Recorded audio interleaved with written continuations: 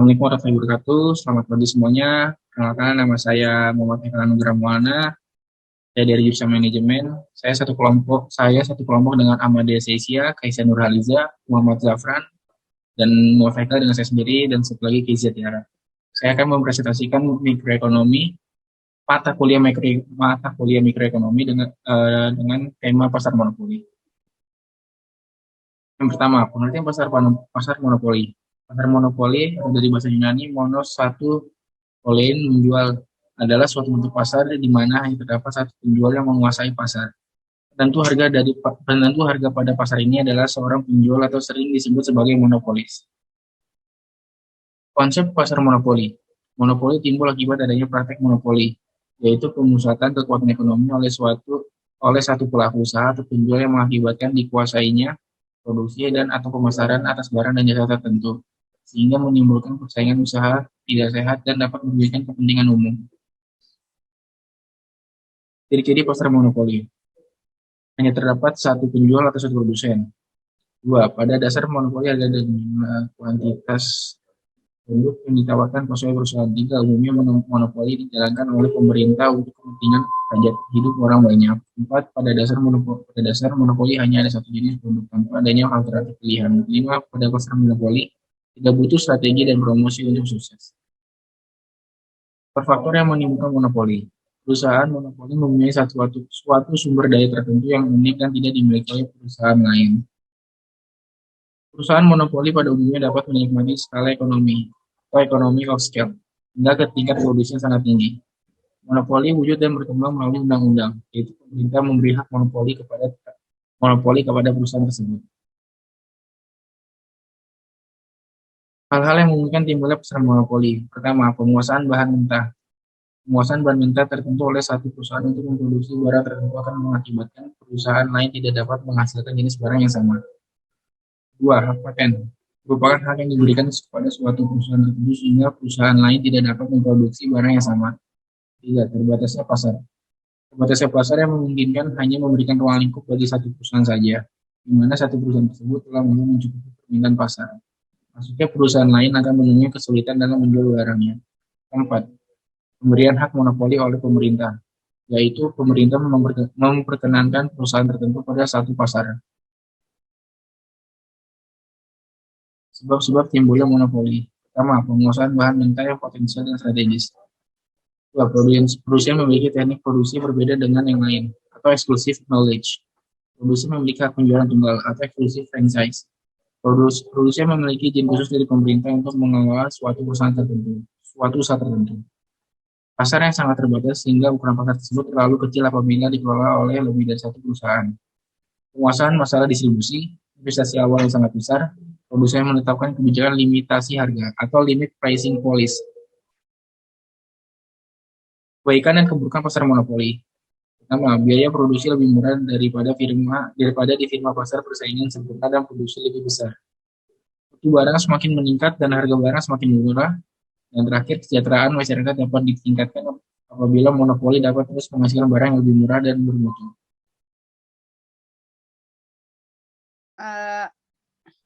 Saya Keisha Nurhaliza ingin melanjutkan presentasi dari teman saya Amadea.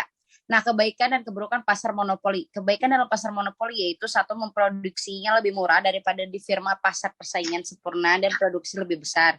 Mutu barang semakin meningkat dan harga barang semakin murah. Lalu yang ketiga ada kesejahteraan masyarakat dapat ditingkatkan apabila monopoli dapat terus menghasilkan barang yang lebih murah dan bermutu. Nah, keburukan dalam pasar monopoli yaitu ada harga barang lebih mahal dan tingkat produksi lebih rendah di pasar persaingan sempurna. Barang yang dihasilkan tidak banyak dan mengalami perubahan. Lalu yang ketiga ada kesejahteraan masyarakat yang lebih buruk. Nah, salah satu contoh perusahaan yang beroperasi di pasar monopoli itu satu PLN. PLN ini adalah badan usaha milik negara yang mengurus segala aspek kelistrikan di Indonesia. Lalu yang kedua ada PT Telkom Indonesia, yaitu perusahaan informasi dan komunikasi serta penyedia jasa dan jaringan telekomunikasi secara lengkap di Indonesia. Lalu ada Pertamina, yaitu sebuah BUMN yang bertugas mengelola penambangan minyak dan gas bumi di Indonesia. Diskriminasi harga adalah kebijakan di mana penjual membebankan harga berbeda untuk setiap pelanggan atau kelompok pelanggan. Penjual menetapkan harga sedemikian rupa sehingga dua pembeli yang bersaing membayar dua harga yang berbeda untuk produk atau layanan yang sama. Ini hanya mungkin jika satu, penjual memiliki kekuatan pasar atau kekuatan monopoli. Dua, penjual dapat mengidentifikasi pelanggan.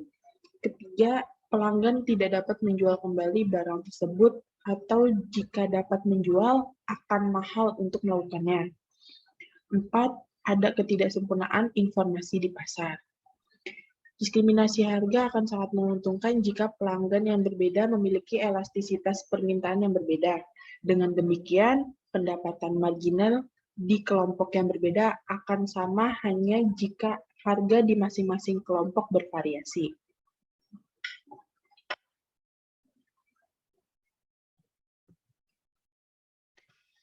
Syarat-syarat agar seseorang dapat melakukan diskriminasi harga. Yang pertama, barang tidak dapat dipindahkan dari suatu pasar ke pasar lainnya.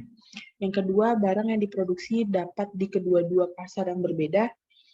Yang ketiga, elastisitas permintaan di kedua pasar berbeda. Yang keempat, biaya yang dikeluarkan tidak melebihi keuntungan tambahan yang diperoleh.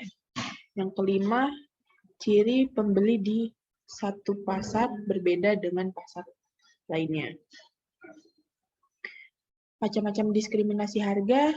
Diskriminasi harga derajat 1 terjadi apabila monopolis dapat menjual produknya kepada konsumen pada tingkat harga maksimum sesuai dengan kesanggupan konsumen untuk membayarnya. Diskriminasi harga derajat 2, monopolis akan menetapkan harga yang berbeda berdasarkan kelompok atau sejumlah barang. Tetapi apabila konsumen membeli lagi akan dikenakan harga yang lebih murah. Diskriminasi derajat 3. Monopolis menetapkan harga yang berbeda untuk pasar yang berbeda pada produk yang sama. Keuntungan diskriminasi harga, yang pertama peningkatan pendapatan, yang kedua peningkatan layanan konsumen, yang ketiga memberikan keuntungan pada konsumen, yang keempat mengelola permintaan konsumen.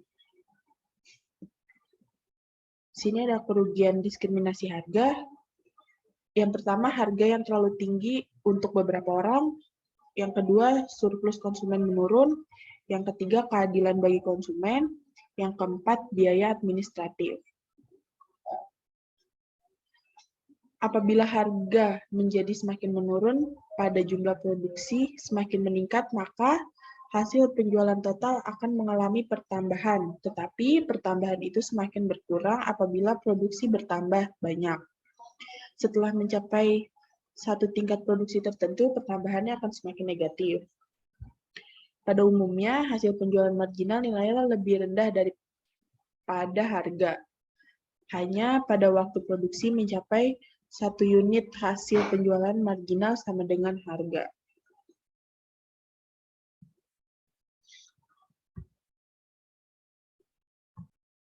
Berikut adalah contoh soalnya.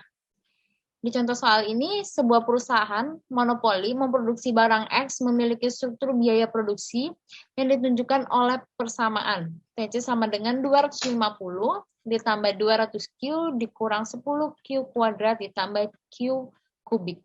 Persamaan kurva permintaan pasar terhadap produk yang dihasilkan oleh perusahaan monopoli tersebut adalah P sama dengan 500 dikurang 10Q.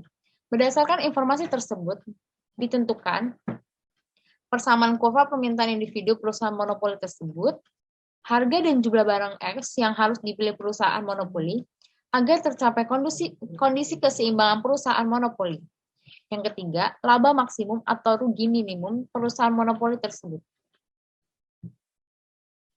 Persamaan kurva permintaan individu perusahaan monopoli sama dengan persamaan kurva permintaan pasar, yaitu P sama dengan 500 dikurang 10Q. Karena di pasar monopoli hanya ada satu perusahaan yang beroperasi. Harga dan jumlah barang dan kondisi keseimbangan perusahaan monopoli tercapai pada saat MR sama dengan MC. Berikut penjelasannya ada di layar ini. Lanjutkan, Jumlah barang yang dapat dipilih dari penyelesaian secara sistematis adalah Q sama dengan min 10 dan Q sama dengan 10. Jumlah barang yang tidak mungkin bernilai negatif, maka jumlah barang keseimbangan perusahaan monopoli adalah 10 unit. Harga keseimbangan perusahaan monopoli dapat ditentukan dengan memasukkan jumlah barang ke dalam persamaan permintaan perusahaan monopoli, yaitu P sama dengan 500 dikurang 10Q sama dengan 500 dikurang 10 dikali 10, dan hasilnya adalah 400. Menentukan keuntungan maksimum atau kerugian minimum. Di sini dijelaskan P-nya itu adalah sama dengan TR dikurang PC. TR-nya itu sama dengan P dikali Q. Berarti 400 dikalikan 10, hasilnya 4000. Untuk PC-nya 250 ditambah 200Q dikurang 10Q kuadrat ditambah Q kubik. Sama dengan 250 ditambah 200 dikalikan 10 dikurang 10 dikalikan 10 kuadrat ditambah 10 akar 3. 10 pangkat 3. Hasilnya 2250. Pi-nya sama dengan 400 dikurang 2250 sama dengan 1750. Besarnya Pi adalah positif. Ini berarti perusahaan monopoli memperoleh keuntungan maksimum pada produksi barang X sebanyak 10 unit dan harga barang X sebesar 400. Sekian presentasi dari kami. Mohon maaf apabila ada salah kata. Assalamualaikum warahmatullahi wabarakatuh.